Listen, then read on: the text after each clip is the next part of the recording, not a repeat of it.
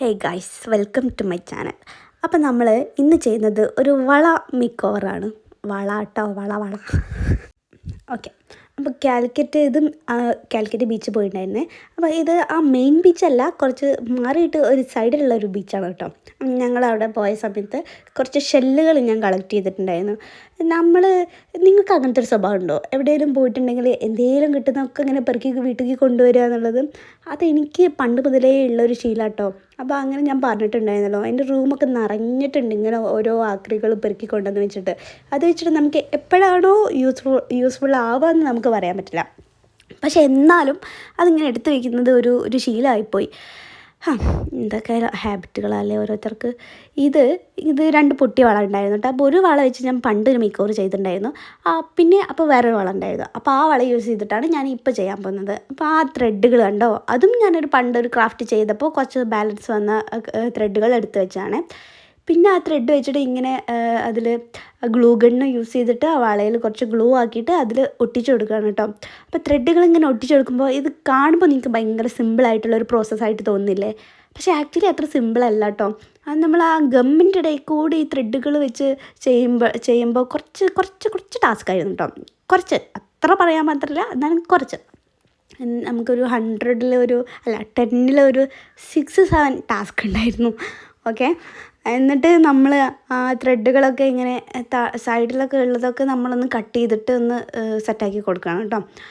ഫുള്ളായിട്ട് ഇങ്ങനെ അരിഞ്ഞിട്ട് സെറ്റാക്കി നമ്മളൊന്ന് കട്ട് ചെയ്ത് ട്രിം ചെയ്തിട്ടൊക്കെ കൊടുക്കുകയാണ്. അപ്പം ഞാൻ ആദ്യത്തെ സമയത്ത് ഈ ത്രെഡുകൾ ഒന്നാകെ വലിയ ത്രെഡുകൾ അങ്ങ് ഒട്ടിച്ചു കൊടുക്കുകയായിട്ട് ചെയ്തത്. പിന്നെയാണ് എനിക്ക് അതിൻ്റെ ആ ഗുട്ടൻസ് പിടികിട്ടിയത്.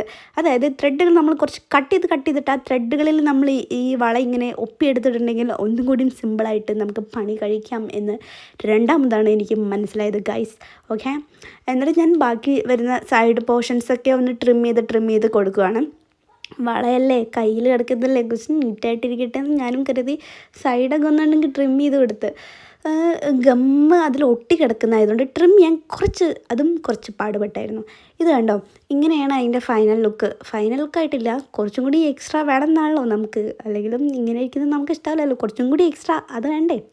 അതുകൊണ്ട് ഞാൻ ആ ഷെല്ലുകളൊക്കെ ഒരു കവറിലാക്കി വെച്ചിട്ടുണ്ടായിരുന്നു. കുറച്ച് പെറുക്കിയിട്ടുള്ളൂ കേട്ടോ, കുറച്ച് പെറുക്കിയുള്ളൂ.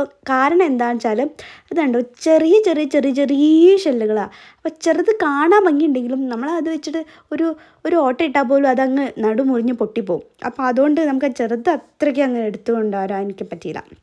അതുകൊണ്ട് ഞാൻ എടുക്കാഞ്ഞത് കേട്ടോ, അതാണ് ഞാൻ ഉദ്ദേശിച്ചത്. എന്നിട്ട് ഇതുപോലെ ആ ഒരു ഇതിൻ്റെ മേലെ കൂടെ ഗ്ലൂ ഗണ്ണ് യൂസ് ചെയ്തിട്ട് നമ്മൾ ഗ്ലൂ ആക്കി പിന്നെയും ഓരോ ഷെല്ലുകളാക്കിയിട്ട് ഒട്ടിച്ചു കൊടുക്കുകയാണ് ചെയ്യുന്നത്. ഈ ഷെല്ലുകൾ ഒട്ടിക്കുന്നതും കുറച്ച് പണി. ഞാൻ വിചാരിച്ച സംഭവം സിമ്പിൾ, പെട്ടെന്ന് കഴിയുന്ന ഒരു പ്രോസസ്സാണ്. പക്ഷേ അത്ര പെട്ടെന്ന് കഴിഞ്ഞില്ലായിരുന്നു കേട്ടോ. ഈ ചെറിയ ഷെല്ലുകളും ആയിരുന്നു, അതിൻ്റെ ഇടയിൽ കൂടെ നമ്മൾ ഈ ഇങ്ങനെ ഗ്ലൂ ഒട്ടിക്കണം, എല്ലാം കൂടി ആയപ്പോൾ കുറച്ചൊന്നും പണിയുണ്ടായിരുന്നു. പക്ഷേ ഓക്കെയാണ്, നമുക്ക് ചെയ്തെടുക്കാൻ പറ്റും. ഇതാണ് അതിൻ്റെ ഫൈനൽ ലുക്ക്.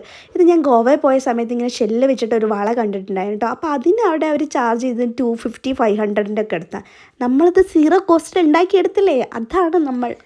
കാണാനും അത്യാവശ്യം ഭംഗിയില്ലേ, 0 കോസ്റ്റിനാണെങ്കിലും. 0 കോസ്റ്റാണ് നമുക്കിത് കണ്ടാൽ തോന്നുമോ? എത്ര വില വരുന്നാലേ ഇതൊക്കെ നമ്മൾ സെയിൽ ചെയ്യാൻ കൊണ്ടുപോയിട്ടുണ്ടെങ്കിൽ നമുക്ക് ഒരു 10,000-10,000 രൂപയ്ക്കല്ലേ ഇത് വിൽക്കാൻ പറ്റുള്ളൂ. അല്ലാതെ 0 കോസ്റ്റ് നമുക്ക് ആരെങ്കിലും കണ്ടാൽ പറയുമോ? അപ്പോൾ എല്ലാവരും ഒന്ന് ലൈക്ക് അടിച്ച് സപ്പോർട്ട്